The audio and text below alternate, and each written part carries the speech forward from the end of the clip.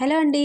మీరెప్పుడైనా పాలల్లో ఇలా షుగర్ వేసేసి చక్కగా బాయిల్ అయిన తర్వాత ఇలాచీ పౌడర్తో పాటు చిన్న చిన్న ముక్కలు కట్ చేసుకున్న కాజు, పిస్తా, పంప్కిన్ సీడ్స్, సాఫ్రాన్ వేసి బాగా బాయిల్ చేయాలి. అలా బాయిల్ చేస్తూ ఉండగా మనకు కాసేపు తర్వాత సైడ్కి మలాయి కనిపిస్తుంది. దాన్ని అలాగే సైడ్కి తోసేస్తూ ఇంకాస్త చిక్కబడే వరకు బాయిల్ చేసి పైనుండి గులాబీ రేకులు చల్లేసి పక్కన పెట్టేస్తే మంచి రబ్రీ తయారైపోతుంది.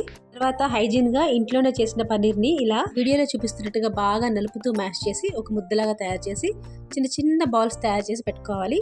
ఇలా ఉసిరికాయ సైజులో చిన్న చిన్న బాల్స్ అన్ని ప్రిపేర్ చేసి పక్కన పెట్టేసుకొని ఒక గిన్నెలో నీళ్లు తీసుకొని ఒక కప్పు వరకు షుగర్ని వేసేసుకొని చక్కగా బాయిల్ చేయాలి. ఫ్లేమ్ని లోకి తగ్గించేసి అందులో ప్రిపేర్ చేసిన బాల్స్ అన్ని వేసేసుకొని మాటికి గంట పెట్టకుండా స్లోగా అవి బాయిల్ అవ్వనివ్వాలి. తర్వాత వీటన్నిటిని ఇలా నీళ్ళలోంచి తీసి సపరేట్ చేసి నీరు నొక్కేస్తూ ఒక ప్లేట్లో అరేంజ్ చేసేసుకొని పైనుండి మనం ఇందాక తయారు చేసుకున్న రబ్రీ ఉంది కదా, అలా పోసేసి చక్కగా పైనుండి గులాబీ రేకులతో డెకరేట్ చేసి ఒక 10 నిమిషాలు ఫ్రిడ్జ్లో పెట్టేసుకొని చల్లగా తింటే పార్టీస్లో తినేలాంటి చక్కటి చల్లటి టేస్టీ రస్మలై తయారైపోతుంది. ఈజీగా చేసుకుని ఈ రస్మలై నచ్చితే లైక్ చేసి షేర్ చేసి సబ్స్క్రైబ్ చేసుకోండి. తప్పకుండా కామెంట్ చేయండి. Thank you for watching.